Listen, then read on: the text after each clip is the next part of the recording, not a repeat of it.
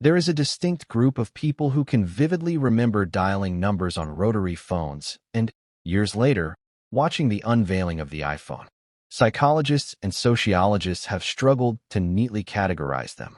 If you were born between 1976 and 1985, you technically fall at the younger edge of Generation X, yet you don't quite identify as a millennial either, despite often being grouped there. Around 2014, researchers began referring to this in-between cohort as Xennials, and some scholars even described them as a microgeneration because their birth window is so narrow. What unfolded during that short stretch of history shaped a psychological profile that is genuinely unique and worth exploring. You began life in a world that was entirely analog. Childhood boredom wasn't something to be eliminated with a swipe or a scroll. It was something you endured and learned to navigate. You memorized phone numbers because you had to. If you missed your favorite television show, there was no streaming platform to rescue you. It simply aired without you. Yet just as you were stepping into adulthood, the world shifted. The change wasn't slow and subtle. It felt abrupt and sweeping. The consequences of that timing are still unfolding. Most generations are rooted primarily in one technological environment. They either grow up before the internet or after it becomes ubiquitous. Xennials experienced both during their formative years, the exact period when identity, habits, and worldview are still taking shape. Your late teenage years were fundamentally different from your 20s in a way that few other generations have experienced. The contrast between those two phases was dramatic. Think about what everyday life looked like in your teens. Notes were folded and passed by hand in classrooms. Conversations disappeared once they ended. There was no permanent record. Plans were made without the safety net of texting updates. If you were running late, you couldn't send a quick message explaining why. You simply showed up and hoped your friends would be there. That dynamic required a deeper sense of trust and commitment than today's flexible, constantly updated arrangements. Then came your 20s. Cell phones became common. Social media platforms emerged one after another. Friendster, then MySpace, followed by Facebook. Before social media, contacting someone meant calling their home phone, their workplace, or physically going to their house.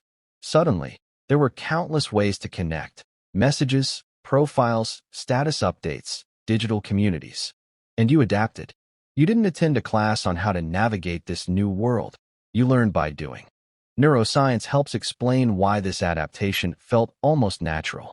The prefrontal cortex, the region of the brain responsible for decision-making, impulse control, and adapting to new circumstances, continues maturing until around age 25. Research published in Nature Neuroscience has shown that this development extends well into the 20s.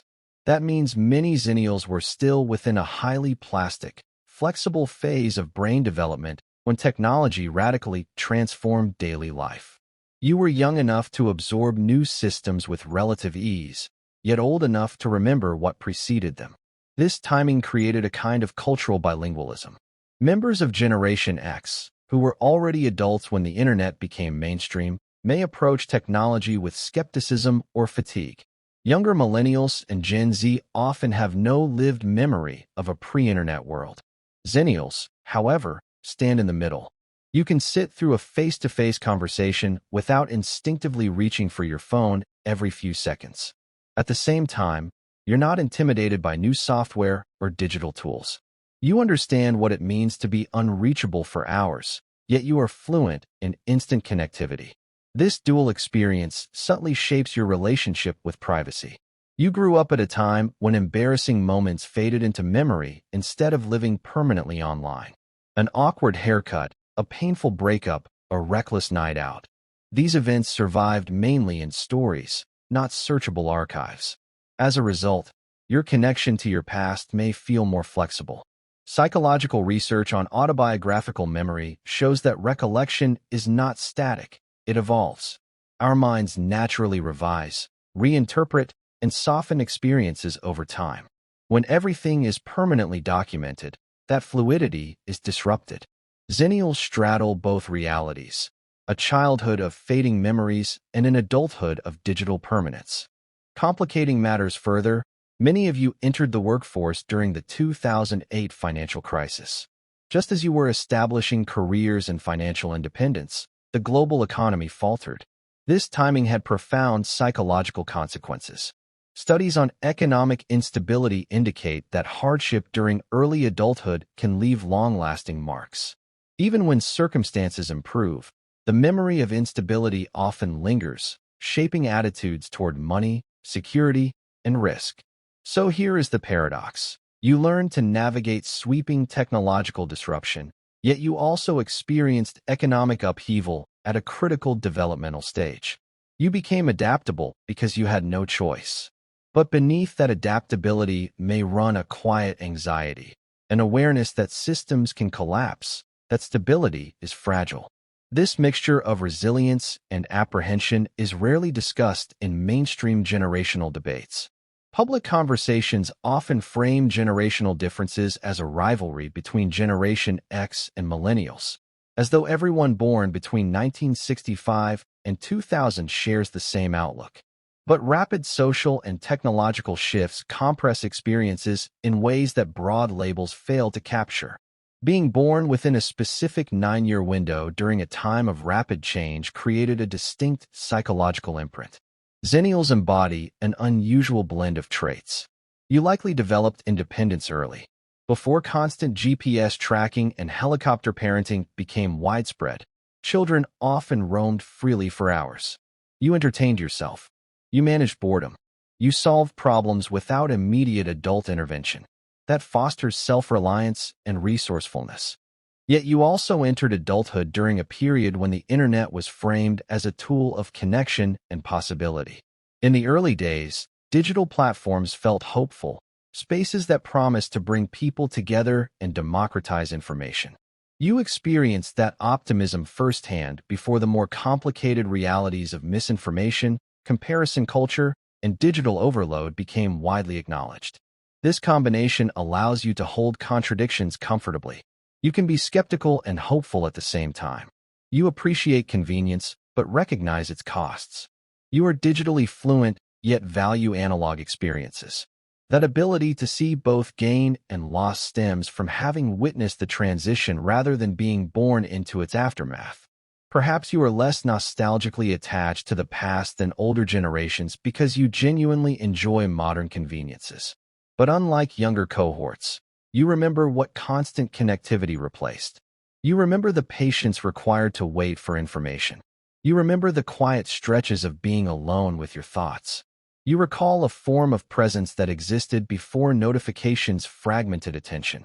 At the same time, you recognize what was gained: access to vast information, global networks, and opportunities that would have been unimaginable in your childhood.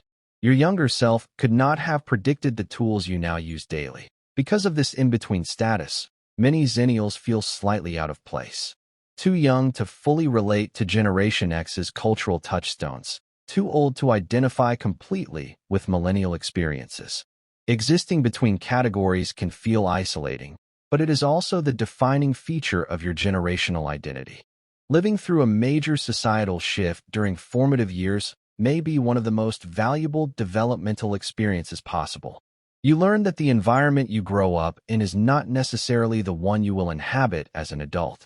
You learn flexibility not as a trendy concept, but as a necessity.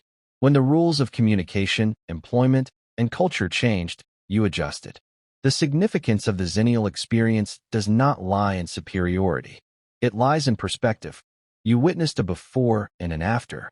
You internalized lessons about adaptation, impermanence, and continuity. In a world that continues to evolve at an accelerating pace, that perspective is increasingly relevant. The broader culture is still grappling with how to integrate technology without losing depth, presence, and identity. Xennials have already lived through one such integration. You know what it feels like to balance two paradigms within a single lifetime. That balancing act, adapting without dissolving into the change, may be the quiet strength of your cohort.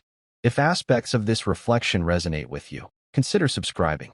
And if you'd like to support deeper explorations like this, becoming a channel member truly helps.